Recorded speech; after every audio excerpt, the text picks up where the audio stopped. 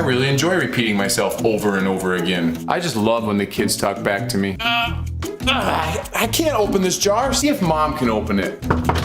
Just take your time in there, okay? No means maybe. Hey, why don't you bring that ball inside and play with it? Hey, don't put that back where you found it. Just leave it on the floor. Ew, bacon. Look, whatever your friends are doing, just do the exact same thing. I got more than enough sleep last night. If your friends are okay with it, then I'm okay with it. You should buy the jeans with the holes in them. Hey, we're all gonna go to church, but you can just sleep in, okay? Can we please just hang out in here for another 10 minutes? Hey, can you kids come in here and jump on my bed?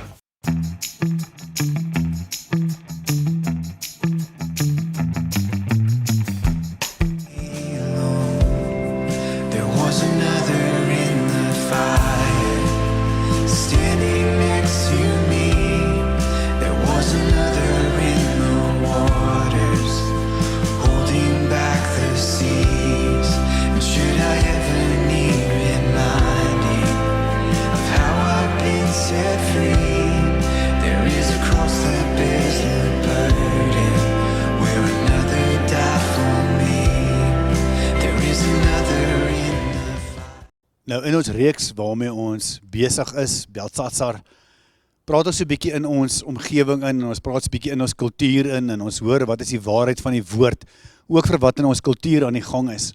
Ek meen, daar is soveel uitdagings, daar is soveel goed wat net anders lyk.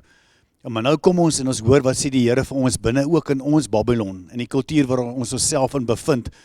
En ek dink God se hart vir ons is, as sy kinders, om 'n invloed te kan wees, en 'n positiewe invloed te kan wees in ons omgewings, in die tyd waarin ons leef, om regtig sout en regtig lig te kan wees. Jy sien, die uitdaging is, soveel mense probeer net oorleef op die aarde, om eendag in die hemel.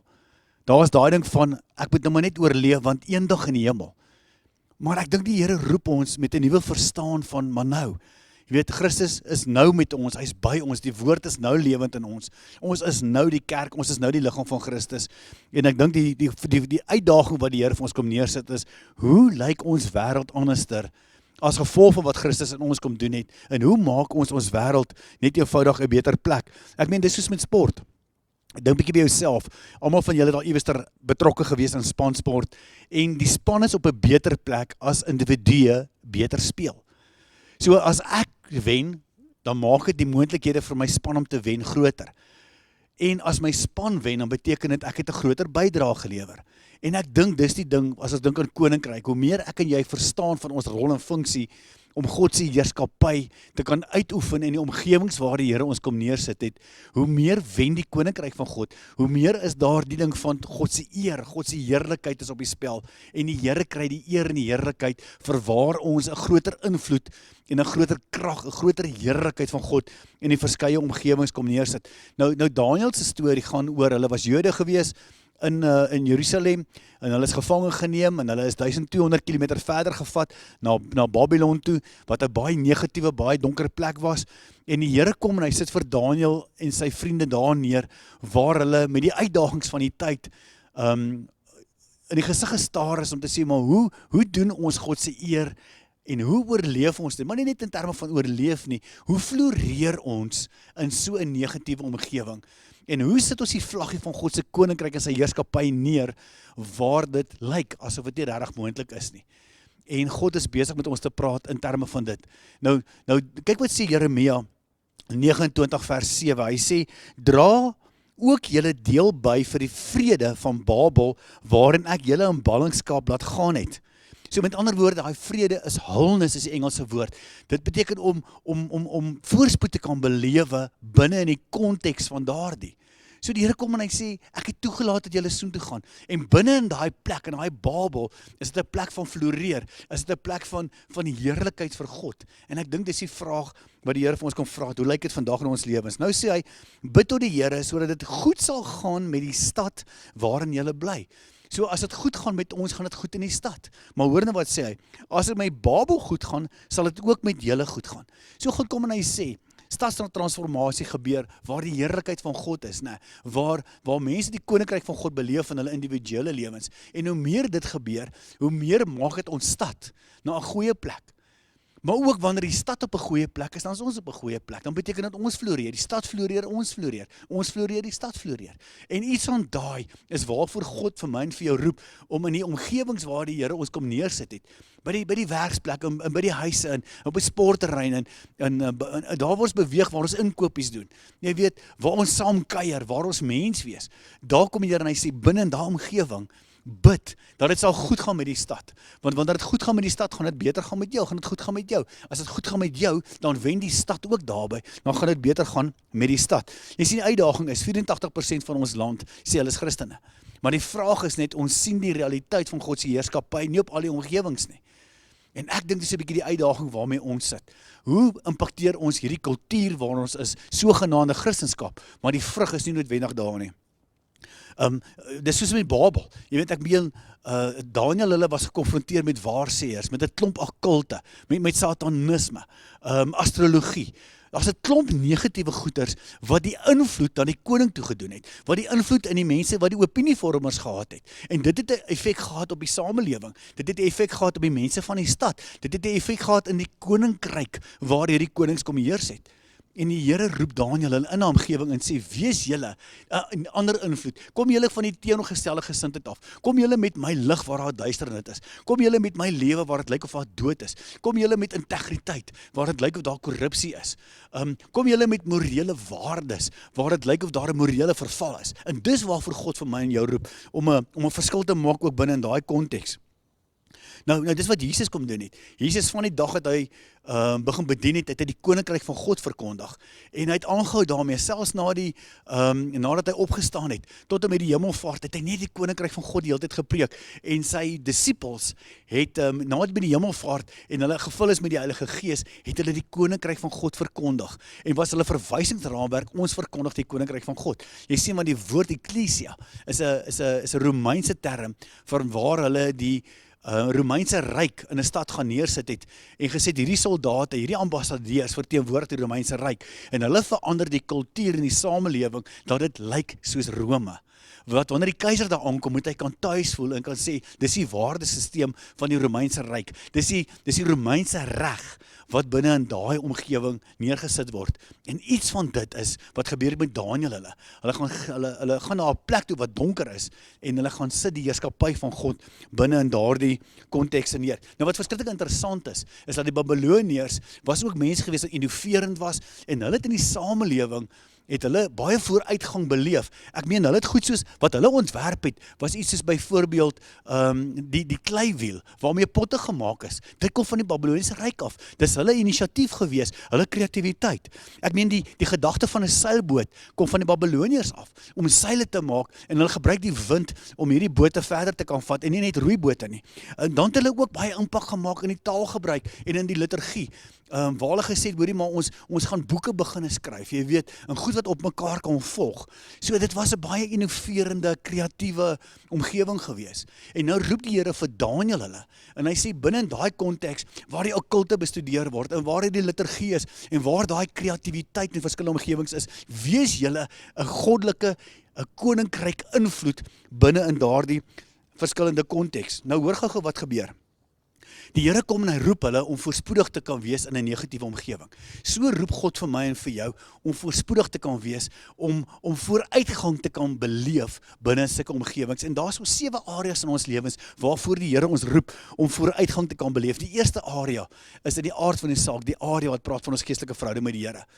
In 'n gedeelte in Daniël 6 is dit waar hy kom in die konings, sit 'n beeld neer en hy sê hulle met die beeld aanbid. Aan die einde van die dag het Daniël se vriende gesê nee, hulle gaan nie dit aanbid nie, en Daniël is dopgehou gewees en eventually Daniël in die leeukuil beland en die Here het gemaak het die leeu's om nie kom opvreet nie. En na die tyd het die koning besef maar hy het 'n fout gemaak en hy was bly Daniël het geleef. En dan gaan die storie verder waar die koning toe gegaan het en hy het almal wat Daniël beskuldig het en wat negativiteit rondom hom gesoek het het hulle gevat en hulle in die leeukuil gegooi. En dan het hy Daniël bevorder na 'n plek van posisie, na 'n plek van invloed toe.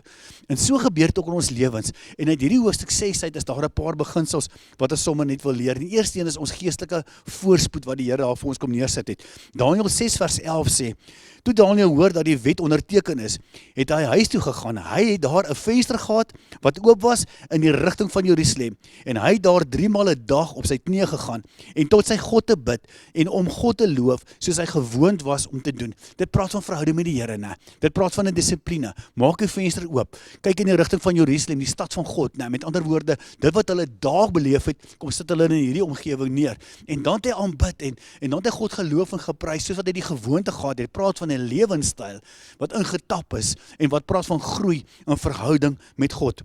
Markus 8 vers 36 sê: wat sal jou deel tog help as jy alles in die lewe bereik, maar jou diepste menswees ly skade, as jou siel skade ly? So ons eerste verantwoordelikheid van groei en van floreer is om seker te maak dat ons verhouding met God 'n sterker en 'n beter en 'n plek word waar ons aanhou om God te kan aanbid, ten spyte van die uitdagings in ons kultuur. Dan natuurlik die tweede omgewing waar die Here wil hê, waar ons moet voorspoedig kan wees, waarin ons moet verleer, is in ons sielsmens. Waar die Here wil hê ons moet heel mense wees. Ons moet emosioneel in ons denke, moet ons heel en gesonde mense te kan wees. Kyk wat sê hy in Daniël 6 vers 4, hy sê, Daniël was besonder bekwaam en het homself van die amptenare en ander hoofde onderskei. Met ander woorde, Daniël het eienaarskap aanvat van sy intellektuele ingesteldheid, van sy emosionele ingesteldheid, en hy het eienaarskap gevat, gesê, ek gaan myself groei in hierdie areas, sodat ek kan uitstaan in 'n groter en 'n sterker invloed kan wees. So as dit goed gaan met jou geesmens, dit gaan goed met jou sielsmens, dan stel dit jou op om te kan floreer en 'n groter impak te kan maak in die verskillende omgewings. En dan gaan hy verder aan sê hy, die koning het selfs oorweeg om hom oor sy eie ryk aan te stel. So Daniël het as gevolg van hierdie ingesteldheid, het hy gegroei en het hy vooruitgang beleef. Na 'n plek toe waar die koning gesê het, hoor jy, ek kan jou selfs binne in hierdie konteks instel. Jy sien, is ons verantwoordelik om intellektueel te kan ontwikkel, né? Om die skills levels in ons lewe na 'n groter plek toe te vat. En ook om emosioneel gesond te kan wees. Dis ons verantwoordelikheid. Romeine 12 vers 2. Moenie julle leefstyl aanpas by die gedragspatrone van hierdie wêreld nie, maar laat God julle omvorm deurdat hy julle denkpatrone vernuwe. Dan sal julle goed kan onderskei wat hy wil hê dat julle moet doen, naamlik dit wat werklik goed en aanvaarbaar en volmaak is. Jy sien wat Daniël hulle gedoen het, hulle het nie 'n leefstyl aangepas by die Babiloniërs nie. Hulle het gekom en gesê, ons gaan aan om die Here te dien. En hulle het waar hulle by hulle self was, het hulle nog steeds 'n verhouding met God sterk gestaan, want hulle leefstyl en gesê, dit is wie God in ons lewens is. Dan die derde area waarin God wil hê, waar ons vooruitgang moet beleef en waarin ons heel en gesond moet wees, gaan oor ons liggaamlike gesondheid, né? Daniël en sy vriende het verder gegaan en hulle het op 'n stadium toe sê hulle, maar ons gaan reg eet, ons gaan nie die koning se kos eet nie, ons gaan nie die drank wat hy aanbied eet nie, ons gaan gesond eet, want ons wil in ons liggame gesond word, want dit is ook ons verantwoordelikheid. Daniël 1 vers 8 sê, Daniël het egter besluit dat hy nie homself met die koning se kos en drank gaan verontreinig nie. Hy het die hoofamptenaar versoek om nie daarvan te eet nie. So hier kom Daniël en hy vat verantwoordelikheid ook vir sy fisiese gesondheid, né? En besef, ek het 'n verantwoordelikheid oor my eie liggaam. So dis die derde area waar ons moet kom en sê, ons vat eienaarskap en God wil hê dat ons moet floreer, ook wat ons liggame en ons fisiese gesondheid aanbetref. 3 Johannes vers 2 sê, geliefde vriend, ek hou aan bid dat dit in alle opsigte met jou goed mag gaan en dat jy net so gesond sal wees soos dit geestelik goed met jou gaan. Jy sien, God wil hê met geestelik met ons goed gaan, dit ons met 'n emosionele plek met ons goed gaan, maar dat dit fisies ook met ons sal goed gaan. Bly ons verantwoordelikheid om eienaarskap te vat van hoe dit ook met ons gaan. Dan die vierde area is ons area van sosiale rykdom of sosiale welvaart. Dit beteken, hoe lyk ons gesinne en hoe lyk ons vriendekringe en wat se invloed het ons in ons gesinne, het ons in ons vriendekringe. Dit praat van om guns te hê by God en by mens. En dis waar Daniël was, die Here het hom guns gegee, maar hy het eienaarskap aanvaar ook vir sy lewe. Daniël 2 vers 17 sê, toe is Daniël na sy huis toe, waar hy sy vriende Hanania, Misael en Asaria hiervan vertel het. Toe die uitdagings kom van Daniël, toe hy 'n plek gehad wat hy huis genoem het, en hy het vriende gehad met wie hy kon deel. En hy kon met hulle sy prentjie deel, hy kon sy hart met hulle deel, en hulle het inspraak in sy lewe gehad, waar hulle kon saam bid en saam droom, en sê, Here, hoe lyk hierdie vir ons vorentoe? Jy sien, daar's 'n sosiale verantwoordelikheid wat ons ook het, wat Daniël aanvaard en gesê het, maar ek het ook vriende in my lewe. Dit gaan nie net oor my eie gesondheid nie, maar ek moet ook aan my vriende dink. Ek moet ook dink wat is die implikasie in die realiteit van ons kultuur en van ons omstandighede, ook op die mense wat naby my is. Kyk wat sê Spreuke 27 vers 17, hy sê, yster slyp yster, so vorm vriende mekaar. En daai vorm is om op te bou, is om sterk te maak, is om ons te help om na die beeld en gelykenis van Christus toe te groei, waar ons kan sê, maar dit is wie ons is in Christus, En dit is wat God kom doen ook met mense om ons, wat naby ons is, waarvan ons ook aan verantwoordelikheid aanvaar vir die invloed in ons gesinne, in ons huwelike en in ons vriende wat saam met ons op hierdie pad stap. Dan die 5de area is die areas waarin ons invloed het met mense wat invloed het. Met ander woorde, hoe beïnvloed ons die mense van invloed? Want ons wil die wêreld verander. Hoe verander ons die wêreld? Deur om die mense met invloed te kan vat op 'n journey waar ons inspraak in hulle lewe het, sodat hulle kan verstaan wat God se droom ook vir hulle lewens is. Nou, Daniël 2 vers 18 sê, en hy praat hier rondom sy werksplek. Hy sê, hy het hulle gevra om saam met hom by God van die hemel te pleit vir hulp om die geheim van die droom te ontrafel, sodat Daniël en sy vriende nie saam met die res van die raadgewers in Babel doodgemaak word nie. So met ander woorde, Daniël het gewees, sy vriende is daar, en hy het ook vir hulle omgegee. Hy het verantwoordelikheid gevat ook vir sy mense om hom. Maar hoor nou die volgende, dan praat hy van die werksomgewing waarin Daniël was. So, of dit nou by die skole is, of by die hospitale is, of jy nou in 'n besigheid is, weet waar jy ook al jouself beïnvloed. Hoor gou die volgende. Die Mediër Darius het koning geword toe hy 62 jaar oud was. Darius het dit goed gedink om 120 amptenare oor sy koninkryk aan te stel. Oor hulle het hy 3 hoofde aangestel as toesighouers wat na die koning se belange omsien. Daniël was een van die 3. Daniël was besonder bekwaam en het homself van die amptenare en ander hoofde onderskei. Die koning het selfs oorweeg om oor sy hele ryk aan te stel. Die amptenare en hoofde het toe begin fout soek om iets oor sy werk te kan kry, wat teen hom te kan bring. En hulle kon nêrens enige fout kry nie. Daniël was betroubaar en daar kon niks gekry word waarin hy nalatig was nie. Dit praat van sy integriteit. Dit praat van sy vlak en toewyding om te kan presteer in die areas van invloed waar die Here hom kom neersit het. Jy sien, die vraag wat gevra moet word is, waar het mense nood en hoe help ons mense om beter lewens te kan kry, om sterker te kan wees, en hoe beïnvloed ons hulle om te kan gesond en heel mense wees wat God se koninkryk verstaan. Spreuke 22 vers 1 sê, soek eerder na 'n goeie naam as na groot rykdom. Hoë aansien is beter as silwer of goud. Ons naam, Daniël se naam, sy vriende se naam, God se eer is hier op die spel. En dan die gemeenskapsrykdom, met ander woorde, die invloed wat ons uitoefen in ons gemeenskap. Jy sien hoe help ons onder Daniël 2 vers 24.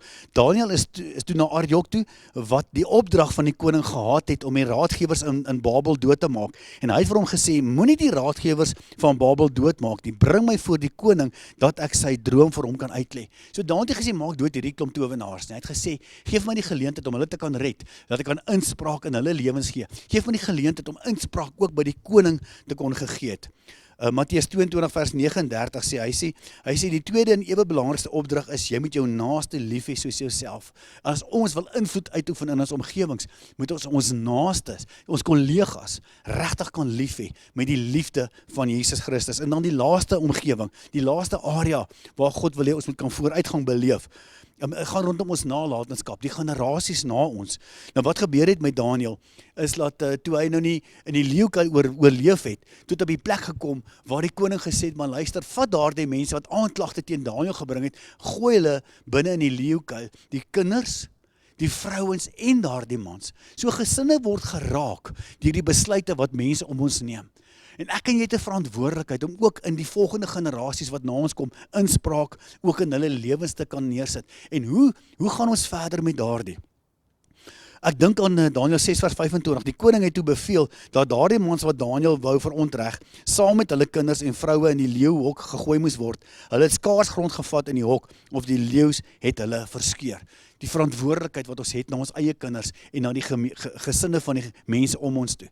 En ek wil jou vandag kom uitdaag, ek wil jou kom innooi, God se plan vir ons stad, God se plan vir sy koninkryk, wil jy deel wees van daardie? Kom dan op die punt wat jy sê, Here, ek vat verantwoordelikheid vir dit. En ook in ons omgewing is daar ons jeugwerkers, wat so 'n groot impak maak in die volgende generasie by die skole. En ek wil vir jou vra, bid vir hulle, ondersteun hulle, en vertrou die Here ook vir die finansiële ondersteuning vir hulle, sodat ons ook in ons omgewing, ook wat ons skole aanbetref, 'n impak kan maak in ons kinders se lewens. Vader, baie dankie dat U ons geroep het, Here, om ambassadeurs te kan wees vir die koninkryk, in ons omgewings, in die Babel, in die Babylon, waar U ons kom neersit het. Here, en ons wil dit doen, om U te kan verheerlik. Dankie vir die Heilige Gees wat saam met ons is, wat in ons woon. Dankie Here vir die woord wat vir ons 'n lig is op ons pad. Dankie vir gemeente. Dankie vir mense wat saam met ons hierdie pad wil stap. Ek vra dat U verheerlik sal word in en deur ons lewens om te kan floreer in 'n omgewing wat baie donker lyk. Dankie dat U lig binne in ons skyn en ons eer U daarvoor, Here. Amen. There was another